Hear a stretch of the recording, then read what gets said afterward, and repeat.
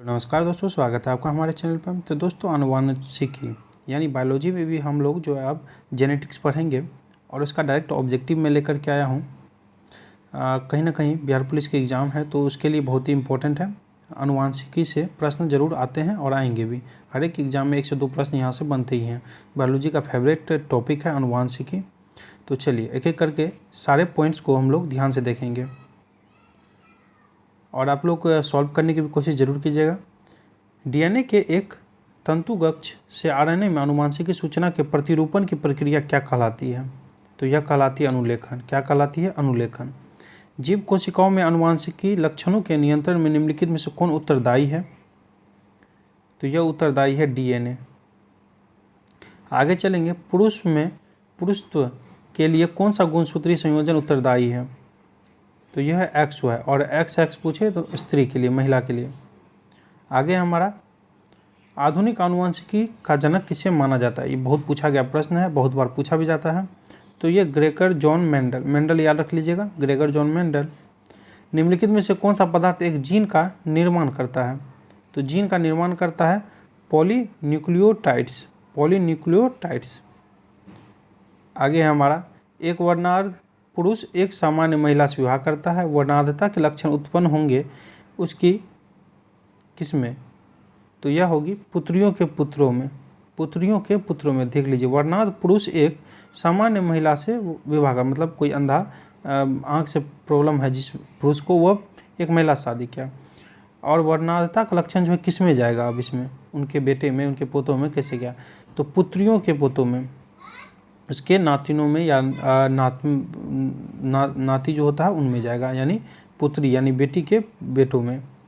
Gene के भीतर अनुक्रम आधार परिवर्तन कहलाता है। तो राइट आंसर आ जाएगा उत्परिवर्तन। उत्परिवर्तन ध्यान रखिएगा। अपराधी को पहचानने के लिए फॉरेंसिक विभाग निम्नलिखित में से किस तकनीक का प्रयोग करता है?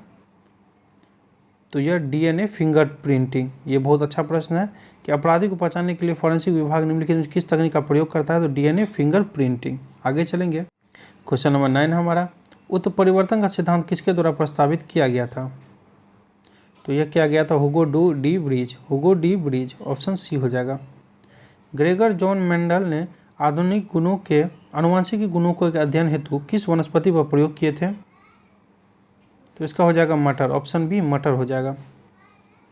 डीएनए की संरचना को सबसे पहले किसने रेखांकित किया? तो यह किया जेम्स वाटसन और फ्रांसिस क्रिक ने। ये वाटसन और क्रिक ने, ध्यान रखिएगा। विरोधी गुणों का युग्म जो समान विशेषताओं को नियंत्रित करे क्या कहलाता है? तो यह कहलाता है युग्म विकली। आगे चलेंगे। सामान्य वर्णांधता कलर ब्लाइंडनेस क्या है? क्या है? तो आसान सा प्रश्न है, एक आनुवांशिक विकार है। एक आनुवांशिक विकार है। वर्णांध व्यक्ति किन रंगों में भेद नहीं कर पाता? बहुत अच्छा प्रश्न है। यह लाल और हरे में। किसमें? लाल और हरे में। हमारे शरीर में आनुवांशिकी की इकाई को क्या कहते हैं? बहुत अच्छा प्रश्न है। हमारे शरीर में आनुवांशिकता की इकाई को क्या कहते हैं? तो इसे कहते हैं जीन, ऑप्शन सी जीन कहते हैं। निम्न में से कौन मनुष्य द्वारा निर्मित आनुवांशिकी रूप से अभियंत्रित प्रथम जीवित जीव है? तो यह है डॉली। डॉली, ध्यान रखिएगा। आगे बढ़ेंगे। क्वेश्चन 70 है हमारा, निम्नलिखित में से सबसे लंबे गुणसूत्र पाए जाते हैं? तो यह पाए जाते हैं ट्रेलियम में। किसमें? ट्रेलियम में। शुक्राणु और अंडाणु का संलयन क्या कहलाता है? तो यह कहलाता है निषेचन, ऑप्शन ए निषेचन कहलाता है। निम्नलिखित में से कौन सी प्रक्रिया मेंडल का अपवाद है? मेंडल का अपवाद। तो यह है लिंकेज। क्या है? लिंकेज। हेरिडिटी शब्द का प्रतिपादन किसने किया था? तो यह क्या था? स्पेंसर ने। किसने? स्पेंसर ने, ऑप्शन ए। जीवधारी के आनुवंशिकी संगठन को क्या कहते हैं? तो जीनोटाइप। जीनोटाइप कहते हैं, ऑप्शन बी। जिम्नोस्पर्म का आर्थिक महत्व क्या है? तो यह है उपरोक्त सभी, यानी भोजन के रूप में, रेजिन और वाष्पीय तेल। नर के सहायक जनन अंगों का परिवर्धन, परिपक्वन और क्रियान्वयन का नियमन कौन सा हार्मोन करता है? तो यह करता है एड्रोजन, ऑप्शन ए एड्रोजन। चिंपैंजी में कितने जोड़ी गुणसूत्र पाए जाते हैं? कितने जोड़ी गुणसूत्र? तो ये पाए जाते हैं 24 जोड़ी। बहुत पूछा जाता है प्रश्न, 24 जोड़ी। लैंगिक जनन से आनुवंशिक विचरण कैसे होता है? तो यह होता है जीन के सम्मिश्रण से, क्रोमोसोम में बदलाव से और जीन के मिश्रण से, सब हो जाएगा।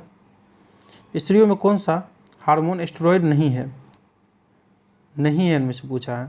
तो चलिए इसका जो हो जाएगा रिलैक्सिन, ऑप्शन बी रिलैक्सिन हो जाएगा। 27 है हमारा कि जीन में अचानक परिवर्तन जो एक पीढ़ी से दूसरी पीढ़ी में होता है उसको क्या कहते हैं? उसको कहते हैं उत्परिवर्तन, ऑप्शन डी हो जाएगा। जेनेटिक इंजीनियरिंग में निम्न में से किसका उपयोग प्रयोग होता है? तो इसका प्रयोग होता है प्लाज्मिड, ध्यान रखिएगा, ऑप्शन बी। मानव में होने वाली वंशानुगत बीमारी डाउन सिंड्रोम किस कारण से होता है? बहुत अच्छा प्रश्न है, डाउन सिंड्रोम बहुत बार पूछा जाता है। तो इसका जो राइट आंसर है हमारा गुणसूत्र 21 के त्रिगुणन के कारण, परखनली शिशु के मामले में 30 क्वेश्चन है हमारा, तो निषेचन माता के शरीर के बाहर होता है, ऑप्शन सी हो जाएगा। विकासवाद का सिद्धांत किसने प्रतिपादित किया था? 1000 बार पूछा गया प्रश्न है, विकासवाद का सिद्धांत किसने प्रतिपादित किया था? तो यह क्या था? डार्विन ने, ऑप्शन बी डार्विन ने किया था, ध्यान रखिएगा। बीटी बैंगन क्या है? बीटी बैंगन क्या है? अच्छा प्रश्न है। यह जो है अनुवांशिक रूप से परिवर्तित बैंगन, ऑप्शन बी हो जाएगा। CS9 प्रोटीन क्या है? CS9 प्रोटीन क्या है? तो ये प्रोटीन जो है लक्ष्य साधित जीन संपादन में प्रयुक्त आणविक कैंची है जो कि टारगेटेड जीन एडिटिंग है। चलिए वीडियो में इतना ही। वीडियो अच्छा लगे तो लाइक कमेंट जरूर कीजिएगा, दोस्तों के साथ शेयर जरूर कर लीजिएगा। थैंक यू दोस्तों, ऐसे ही पढ़ते रहिए।